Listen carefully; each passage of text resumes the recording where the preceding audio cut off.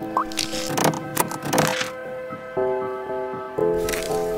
दोस्तों, स्वागत है आप सभी का विवेक मिश्रा टेक में। इस सेमेस्टर हम लोग जिस कंपनी को डिस्कस करने वाले हैं इन्फोसिस लिमिटेड है।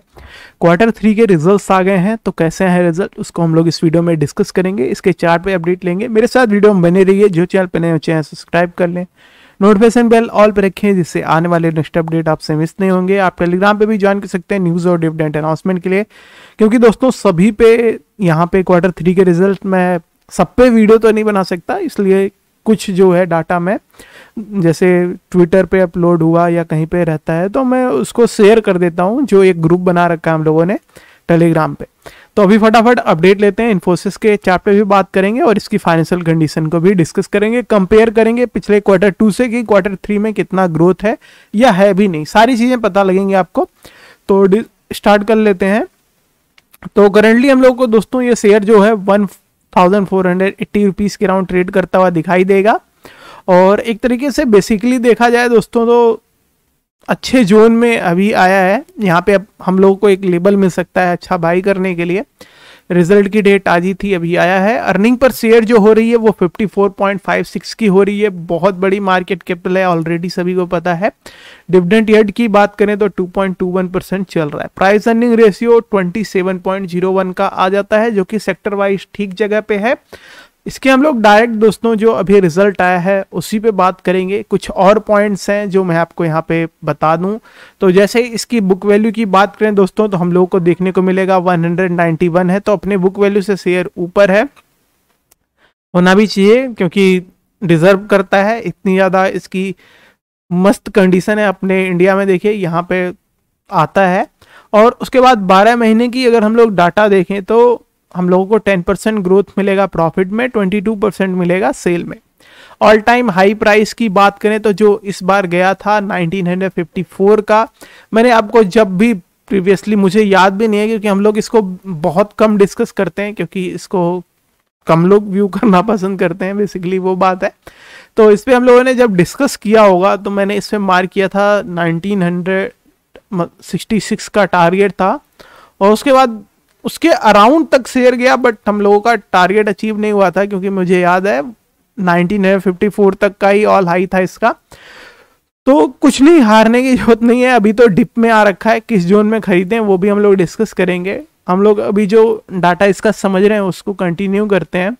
तो यहाँ पे हम लोग को देखने को मिलेगा कि जो इसका हम लोग को रिटर्न ऑन इक्विटी है वो 29% देखने को मिलता है, जो कि बहुत बेहतरीन परसेंटेज है। क्यू ऑन क्यू बेसिस पे अभी हम लोग इसको डिस्कस करते हैं, इसको होल्ड पे रखते हैं। रिटर्न ऑन एसेट भी इसका अच्छा देखने को मिलता है। फेस वैल्यू कंपनी की 5 आ जाती है। प्रोमोटर्स की होल्डिंग इसमें 54.2% की आपको देखने को मिल जाती है। हम लोग अगर इसके कुछ और पॉइंट्स मैं आपको नोट कराऊं तो इसका जो रिटर्न ऑन इक्विटी का रिकॉर्ड रहा है वो काफ़ी अच्छा रहा है। डिविडेंड का भी रिकॉर्ड अच्छा रहा है, पर अपनी बुक वैल्यू से शेयर बहुत ऊपर ट्रेड कर रहा है, जैसे कि मैंने ऊपर बताया आपको। और इसकी प्रोमोटर्स की होल्डिंग हमको कम देखने को मिलती है। कंपनी ऑलमोस्ट डेप्ट फ्री है, ये तो जाहिर सी पॉइंट है, ये बात होनी ही थी। अब अगर हम लोग दोस्तों इसके दिसंबर वाले रिजल्ट्स पे बात करें कि कैसा प्रॉफिट रहा है, तो मार्जिन की सबसे पहले बात कर लें तो ऑपरेटिंग प्रॉफिट से जो मार्जिन आया है वो सितंबर और दिसंबर में सेम ही था, 22% देखने को मिलता है। सेल में हम लोगों को पर दोस्तों यहाँ पे ग्रोथ देखने को मिलेगी, जो कि काफ़ी अच्छी बात है। सितंबर से दिसंबर में सेल ग्रोथ हुई है। इसका ऑपरेटिंग प्रॉफिट में नंबर भी इंक्रीज हुआ है, पर मार्जिन सेम रहा है। तो इस बार जो प्रॉफिट बना है ऑपरेटिंग प्रॉफिट से वो 9367 करोड़ का है, जो कि प्रीवियस वाले नंबर से आगे निकल जाता है। अगर हम लोग दिसंबर को लास्ट ईयर के दिसंबर से कंपेयर करें तो वहाँ पे प्रॉफिट मार्जिन कंपनी का अच्छा रहा, पर जो एक तरीके से ऑपरेटिंग प्रॉफिट था वो इस बार का ही अच्छा देखने को मिलता है। सेल में भी बहुत बड़ा नंबर का जंप हमको देखने को मिल जाता है। अब अगर हम लोग दोस्तों अब इसका प्रॉफिट बिफोर टैक्स पे अगर कंपेयर करें तो हम लोगों को देखने को मिलेगा कि जो यहाँ पे नंबर है वो ऑब्वियसली अगेन दिसंबर जो इस बार का डाटा का रिजल्ट आया है उससे बेटर है। पिछले क्वार्टर से और लास्ट ईयर दोनों से ही बेटर देखने को मिल जाता है।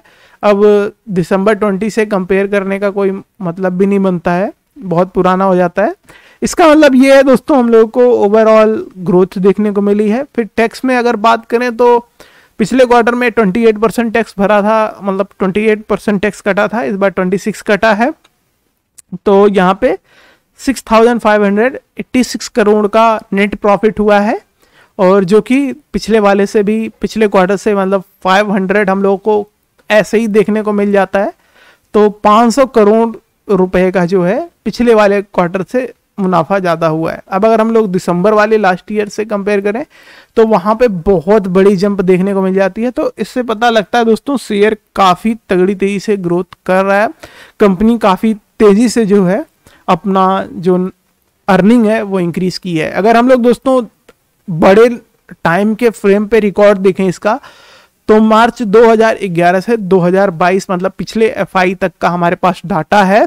हम लोगों को देखने को मिलेगा दोस्तों कि ये 2011 में नेट प्रॉफिट जो है 6,835 करोड़ का देखने को मिलता था, और एक अब ऐसा टाइम चल रहा है दोस्तों जब ऑलमोस्ट वो उतना अर्निंग, एक कंपनी ऑलमोस्ट उतना अर्निंग एक क्वार्टर मतलब 12 महीने की कमाई 3 महीने में इस टाइम पे कंपनी कर पा रही।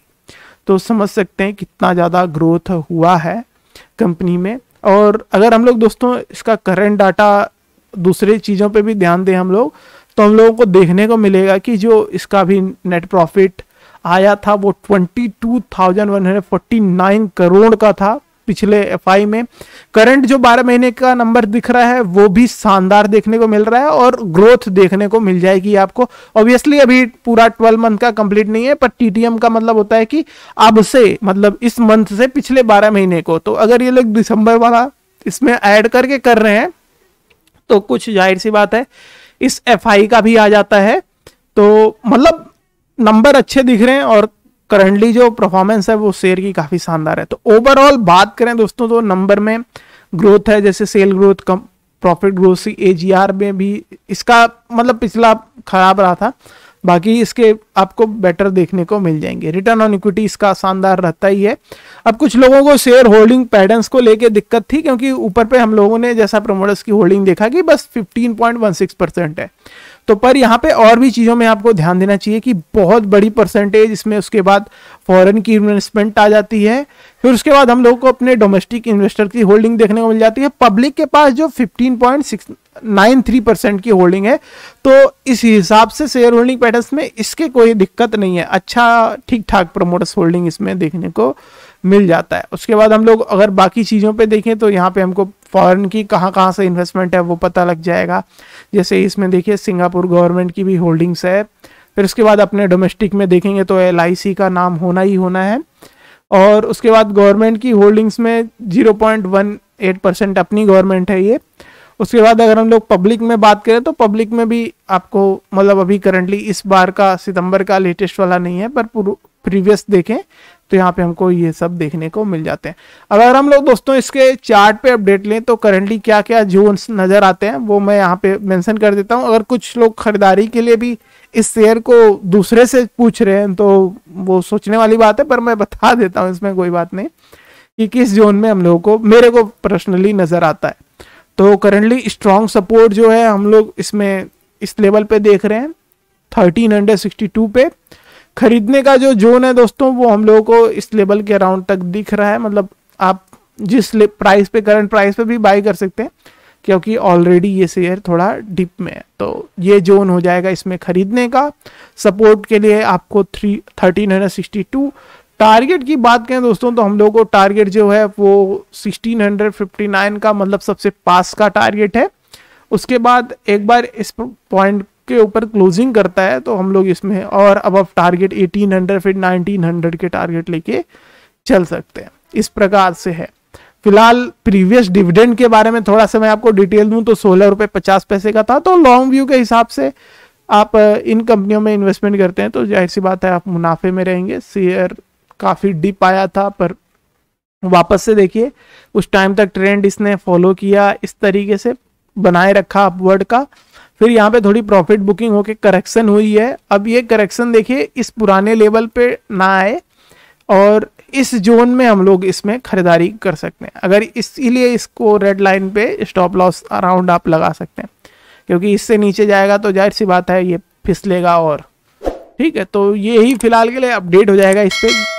थैंक्स फॉर वॉचिंग वीडियो, मिलते हैं आपको नेक्स्ट के साथ नेक्स्ट वीडियो में।